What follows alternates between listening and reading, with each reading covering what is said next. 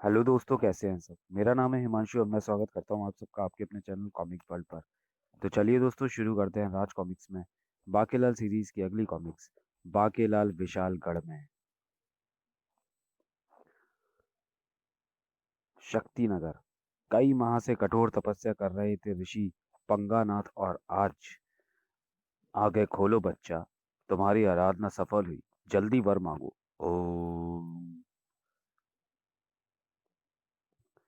ऋषि पंगानाथ ने अपने नेत्र खोले। ये शब्द सुनने को तो मेरे कान तरस गए थे, किंतु जरा कुछ देर ठहरे भगवान। मैं ये चट्टान अपने ऊपर से सरका लूं। हाँ, मगर जल्दी करो, मुझे नींद आ रही है। मेरे पास ज्यादा समय नहीं है। कंबकर ने बड़ा दुखी कर रखा है, किंतु तपस्या कठोर ना हो तो भगवान जल्दी प्रसन्न नहीं होते। चट्टान अपने सिर से सरकाने के बाद जैसे ही ऋषि पंगानाथ ने निगाहें भगवान के दर्शन के लिए उठाई, आए, मैं तो भगवान शिव की तपस्या कर रहा था। तुम कौन? आगा मेरी तपस्या पर प्रसन्न होकर। यह तपस्या तुम अपने मित्र राजा शक्ति सिंह के बदले में कर रहे हो या नहीं? सत्यवचन। और मुझे वरदान भी राजा शक्ति सिंह के लिए चाहिए। इसलिए ही भगवान शिव खुद नहीं आए तुम्हें वर देने, बल्कि मुझे यानी भांग को अपना सहायक बनाकर भेज दिया। यह सर भगवान शिव के चिन्ह के रूप में मेरे साथ है, ताकि तुम्हें कोई शंका ना रहे। कोई शंका हो तो अभी डसकर दूर कर देता हूँ। ठीक है, मुझे तो वर से मतलब है। तथास्तु। तुम दो या भगवान शिव, अपना काम होना चाहिए। तो सुनो, भांग, मेरे मित्र शक्ति सिंह को 10 दिनों का वरदान दो। भगवान शंकर ने कहा था कि ये ऋषि जो मांगे फौरन तथास्तु कह देना। यह लो, यह अमृत राजा शक्ति सिंह को पिला देना। यह अमृत उसका एक सिर कटने पर भी उसके धड़ को जीवित रखेगा, किंतु सिर पहले के कटने पर ही प्रकट होगा। वाह!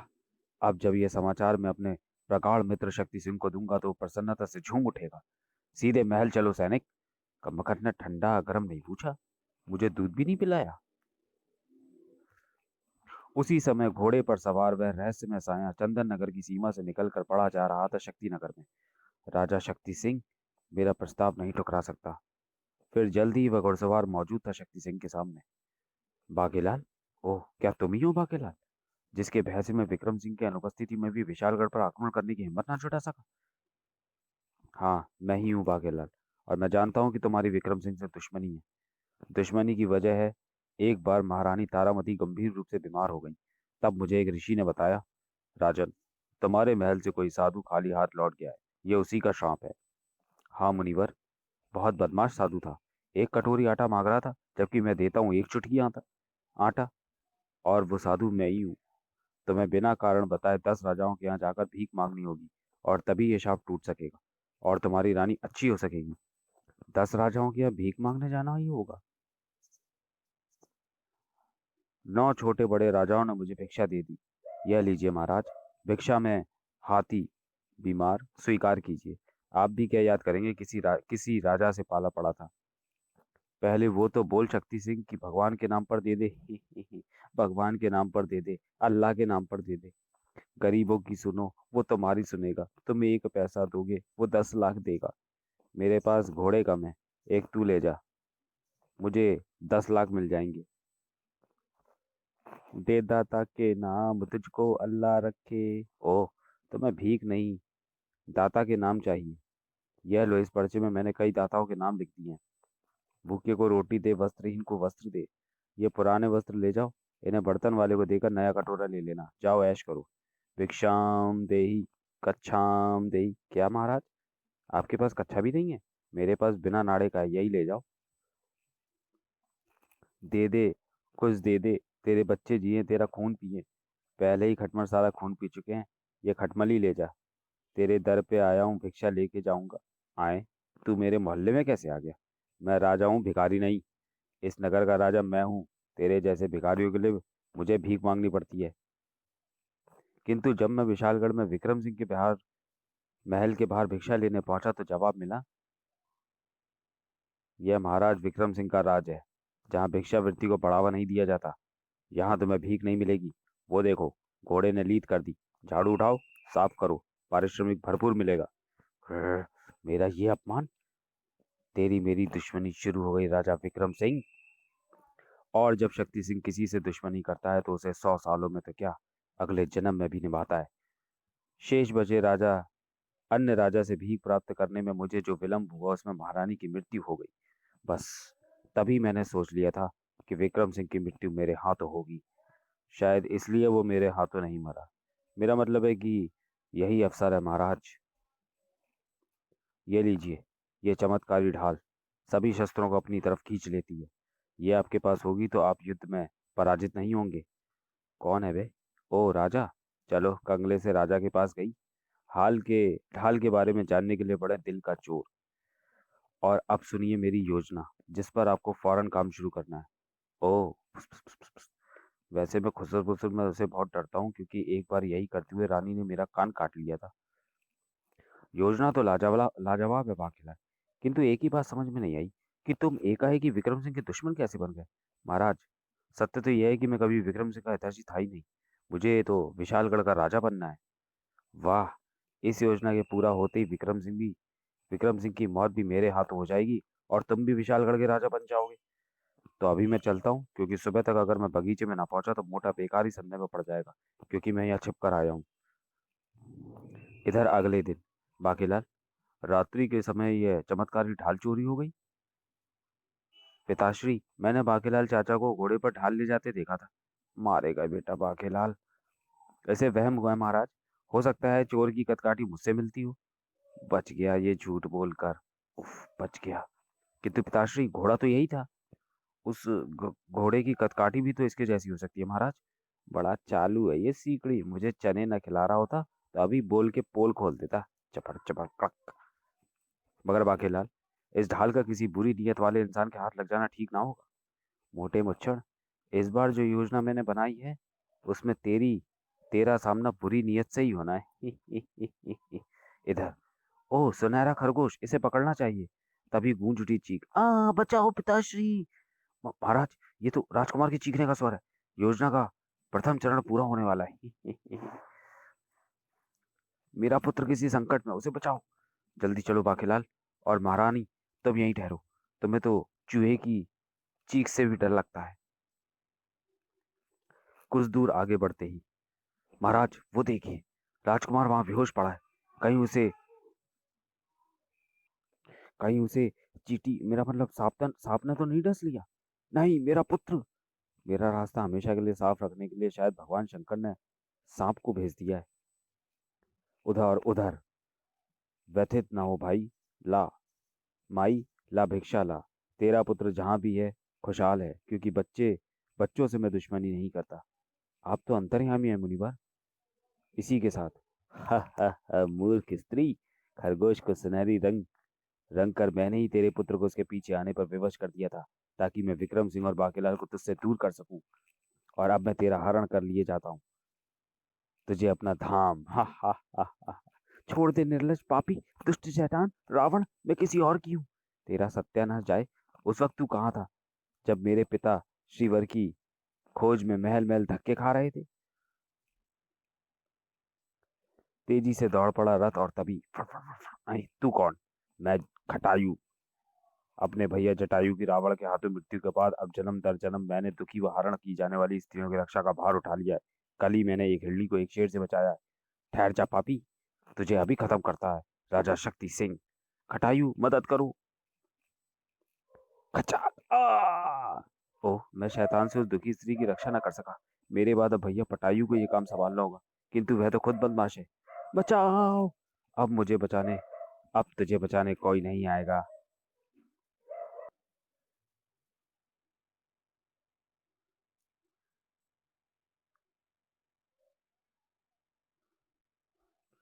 ये शैतान ठीक कह रहा है।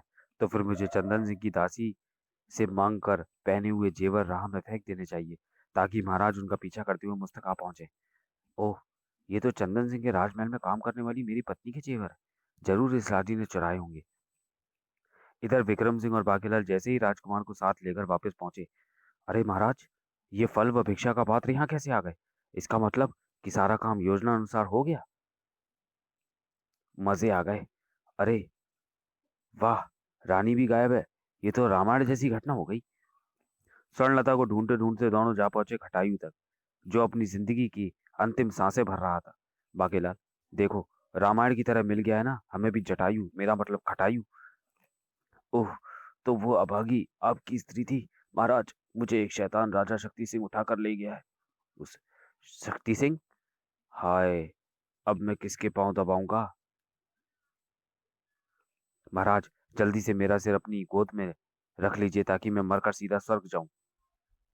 तेरा सिर अपनी गोद में मैं रखूंगा खटायू, क्योंकि तूने मेरी योजना में टांग अड़ाने की कोशिश की है, इसलिए तुझे नरक जाना पड़ेगा। नहीं, मैं तो विक्रम सिंह की गोद में मरूंगा।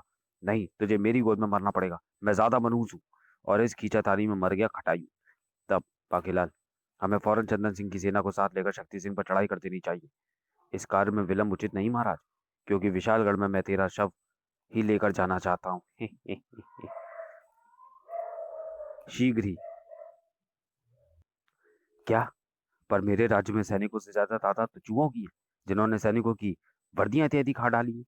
पिछले दिनों मैंने राज कर्मचारियों से वायदा किया था कि महल को बेचकर जो धन मिलेगा उससे उनकी तनख्वाह दूंगा, पर अभी तक कोई ग्राहक ही नहीं लगा। इससे क्रोधित होकर सभी सैनिक भूख हड़ताल पर चले गए हैं। वैसे उसमें भी मेरा फायदा है।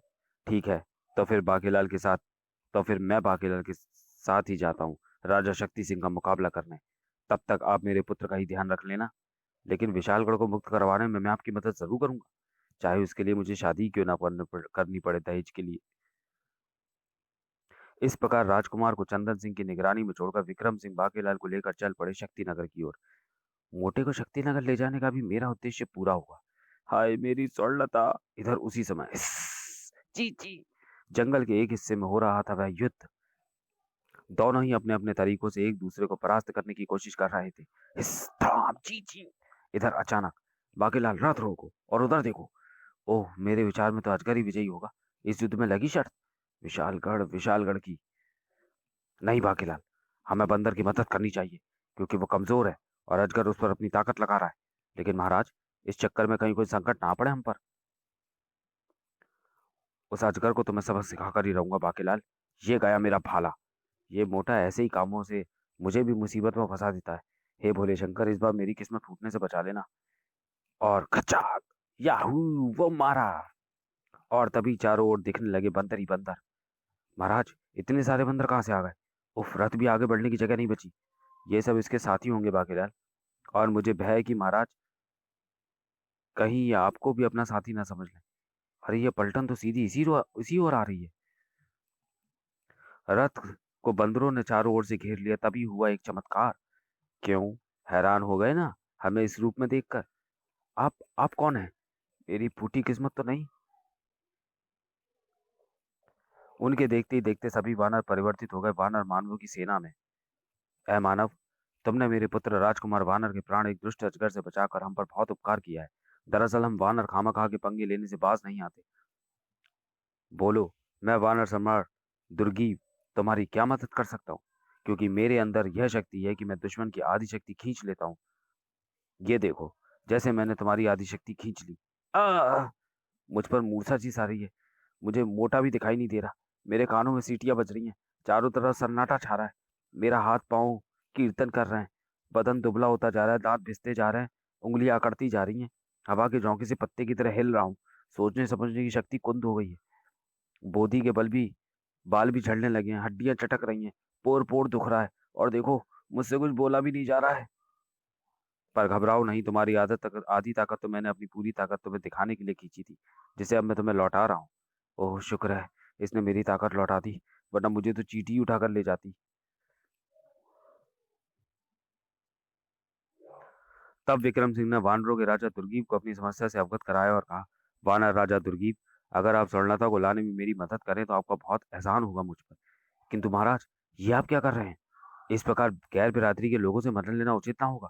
घबराओ नहीं बाकीलाल, हम तुम्हारे पूर्वजों के ही वंशज हैं। हम तुम्हारा कदम कदम पर साथ देंगे। वैसे भी हमें खामखाई पंगे लेने की आदत है। चलो साथियों। बाकीलाल, वानर सेना हमारे साथ होगी तो हमारी विजय निश्चित है। मगर मेरी योजना का क्या होगा? उसी शाम शक्तिनगर से पूर्व ही पड़ाव डाल दिया गया। तब विक्रम सिंह जी, कल इस नदी को पार करते ही हम शक्तिनगर पहुंच जाएंगे। रात भर तो हमें यहाँ रुकना ही पड़ेगा मोटे, मेरा मतलब महाराज, क्योंकि तब तक नदी में पत्थर डालकर सैनिक पुल बना लेंगे। अच्छा हुआ जो मैंने इन्हें नदी में पत्थरों का पुल बनाने की राय दे दी। न पुल कभी बनेगा, न ये वानर सेना शक्तिनगर पहुंच पाएगी। पुल? मगर इसे तो हम पैदल चलकर ही पार कर सकते। नहीं महाराज, जैसे रामायण में भगवान राम ने समुद्र पार किया था, हम भी वैसे ही नदी पार करेंगे। तब तक क्यों ना एक काम किया जाए दुर्गी महाराज, आप अपना एक बंदर, मेरा मतलब सैनिक, शक्तिनगर भेज दें, ताकि वो महारानी के हालचाल का पता लगा जाए। वानर को वहां भेजकर शक्ति सिंह को सतर्क करना भी जरूरी है। बाकीलाल, तुम ही क्यों नहीं चले जाते? नहीं महाराज, मैं जाऊंगा तो फिर उस दुष्ट शक्ति सिंह का सिर काटकर ही लौटूंगा। नहीं, उसका सिर मैं काटूंगा। इस प्रकार वहां से चला वानर सेना में सबसे ऊंची व लंबी छलांग लगाने वाला वानर हनुमान। जय हनुमान। ये बंदर कहीं मेरी योजना की टांगे ना तोड़ दे। लेकिन ये क्या, छपाक हो गई ना कब कच्ची। फिर चलते हुए उसने नदी पार कर ली। शक्ति नगर महल में बनी शौक वाटिका। लो फल खाओ। जिंदा रहने के लिए फल तो मुझे खाने ही पड़ेंगे, वरना मुझे कुछ हो गया तो महाराज दूसरी पटना नहीं ले आएंगे। और दासी के जाते ही